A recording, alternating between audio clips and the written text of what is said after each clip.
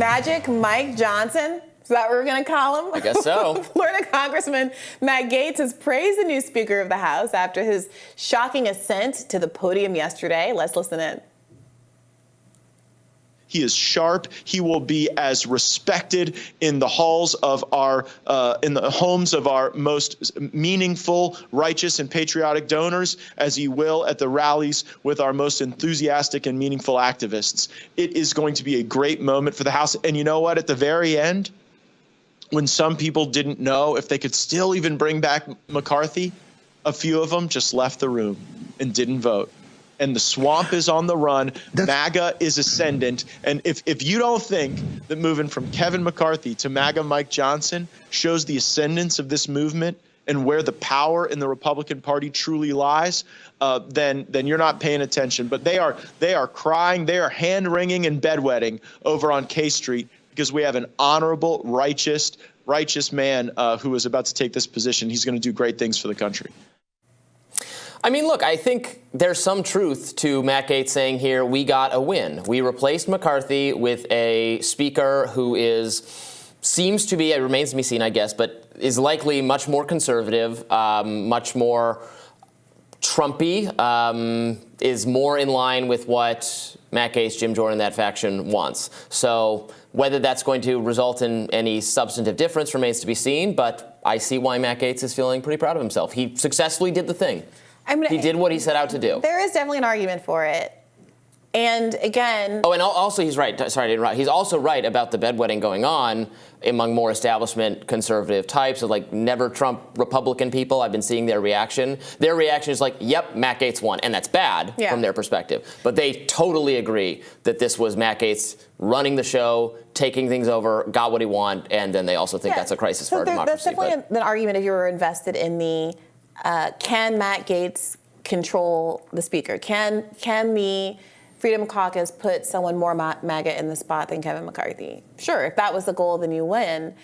It is a little disappointing, I think, to hear the focus be on that than some of the agenda items that Matt Gaetz purported to care about so much when he was making speeches on the House floor about corruption in the swamp, et cetera. I'm not hearing the argument for why Magic Mike here is a less establishment actor when it comes to the economics, when it comes to bringing a floor vote on something like ending insider trading in the House.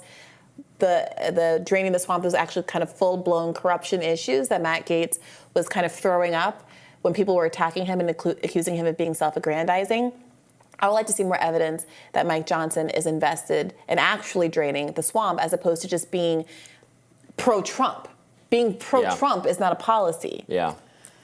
Right. And we just have to find out whether any of that happens. Obviously, the insider trading thing is just so frustrating. That kind of corruption stuff, so frustrating because it's so obvious the American people in all political traditions want that kind of thing ended. And why can't it happen? Oh, right, because the people in charge of ending it are the ones who are enriching themselves from it. So now, what's really interesting is that as the voting was going on earlier this week, at least one of the other candidates got dinged for, one, not voting to, protect Trump, going against Trump during all of the election stealing stuff around 1/6, and also for being pro-gay marriage. Now, the new clip has emerged about Mike Johnson, in which he does something, which, again, I think is a good thing, but if the Republicans' attitude toward the other speaker candidates is any indication, might get him into a little hot water. Let's roll this clip. And I've thought often through all these ordeals over the last couple of weeks about the difference in the experiences between my two 14-year-old sons, Michael being a Black American and Jack being white, Caucasian. They have different challenges. My son, Jack, has an easier path. He just does. The interesting thing about both of these kids, Michael and Jack, is they're both handsome, articulate, really talented kids, gifted by God to do lots of things. But the reality is, and no one can tell me otherwise, my son Michael had a harder time than my son Jack is going to have simply because of the color of his skin. And that's a reality. It's an uncomfortable, painful one to acknowledge, but people have to recognize that's a fact. What should we do about that? I think that we really do need systematic change. I think we need transformative solutions. I think we're at a moment where we can begin to do more to form that more perfect union, as it says in the first line of the Constitution. So Marjorie Taylor Greene objected to Emmer because he supported the gay marriage bill, et cetera. Do you think that Johnson's going to get in trouble for saying that black people and white people have different challenges and acknowledging that racism is real? I mean, no, I think that was fine. I mean, I think it was fine too, but... He wasn't calling for a specific policy that might be objectionable. He was acknowledging that there are still lingering effects of racism in our society, and your average black and white person can have different experiences and can be treated are treated differently, and there are a lot of ways in which an average black person could experience harmful effects because of that. I don't know, Robert, that sounds pretty woke to me. I thought that acknowledging those kinds of differences was racism in and of itself, that we shouldn't teach people in school that they might be treated differently because of their race, that you don't want to make white people feel guilty we shouldn't treat people because of their race that they are differently. That's the... No, nobody's... That is actual racism, saying that you are different and you are less than because you're black is racism, and that has never been on the agenda. If anybody, even the most DEI-ish thing that I think is kind of ridiculous and not really targeted to doing anything useful, that has never been the argument. The argument is that society is unequal, that there are disparities in society, there's institutional racism. All of the words that I'm saying are words that the anti-woke Christopher Rufo crowd have been objecting to. That is what CRT is. I hate to always go back to this example because I do rely on it often, but it's just the best example of what I'm talking about and what I think the best, most informed and most good faith actors trying to eliminate what they've termed as CRT. I don't know if that's the right word for it. It's not what it is. The aspects of white susupremacy document, which does come up in educational settings and says white people are hardworking, black people are different. And white people are on time, black people are different. Is that what's being taught in the Florida university that Ron DeSantis and Christopher Rufo commandeered and caused like 25% of students and staff to leave? I don't agree with that action at all. But that document is the kind of racist funding for African American studies in the state of Florida. That should be that. Well, now you're just switching to something else. I'm saying that's the bad thing. Wait a minute. That's what the good faith critics of what they've termed CRT are trying to eliminate. Okay, I don't want to be accused of switching, so let's talk about it. Ron DeSantis, is he or is he not a face of this wokeness movement? Has he not made wokeness a core part of his own? You can go to Reason.com, the magazine I also write for, and I wrote an article yesterday criticizing Ron DeSantis specifically for shutting down a Palestinian student group. So you agree with me that Ron DeSantis has made wokeness a linchpin of his campaign and has been in many ways the face of wokeness, right? Mm-hmm.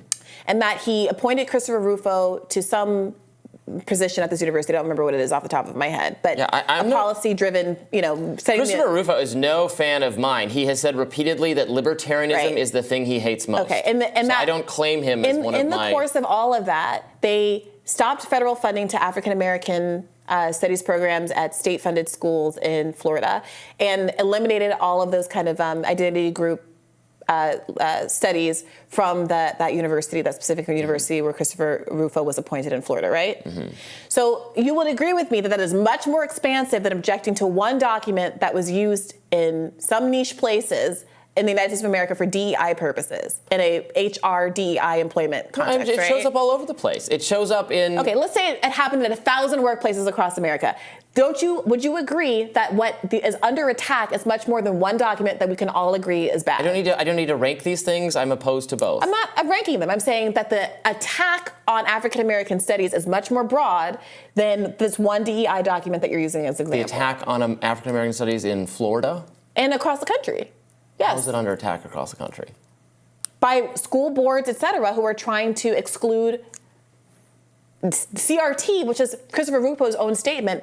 The objective has been to make CRT, a word and a statement that is amorphous and people can map onto, synonymous for any teaching of the continued disparities that black people and other groups face in the United States of America that have policy implications. Right. To restate, the good faith actors on this subject are pointing to DEI instruction in workplaces and many educational settings that treat black and white people. No. Okay, so why are we talking about good faith actors? We're talking about Christopher Rufo, the Republican Party. No, you brought him up. You said. Yeah, I am talking. I'll correct it. I am talking about everybody. This wokeness, the leading president, the second and most leading candidate for the Republican Party, also Vivek Ramaswamy, have been talking about wokeness in a much more expansive way than that one DEI document. So that's why this is germane.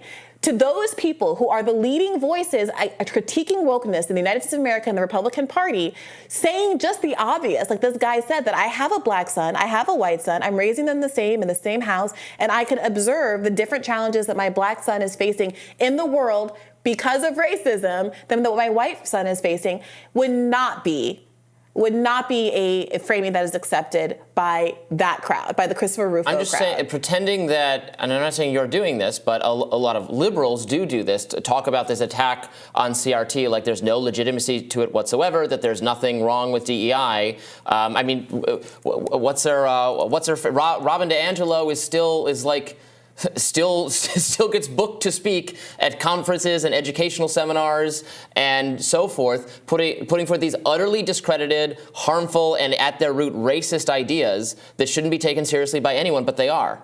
Rufo describes a strategy to oppose critical race theory as intentionally using the term to conflate various race-related ideas in order to create a negative association. Rufo said, quote, "We will eventually turn CRT toxic as we put all of the various cultural insanities under that brand category." If you Google my name and Christopher Rufo, you'll see multiple times where I have that, Robbie. You've been so good on this. You've been so good on this, but I just wanted to have a little conversation about people who haven't been good on it. Okay. So I want to give you all the credit in the world, but this one just isn't about you personally. It's about whether or not Johnson, by saying something anodyne and normal, that would have been the completely normal thing to say like 15 years ago, might find himself in the crosshairs of the Republican Party once they find out that he doesn't think that any mention of race is CRT and therefore bad, which, as I just read, was Christopher Rufo's. But no one has actually criticized him for it. Well, they haven't found it yet, but maybe once they see this clip, they'll realize how virulent and unpleasant this man really is. Oh boy, more rising right after this.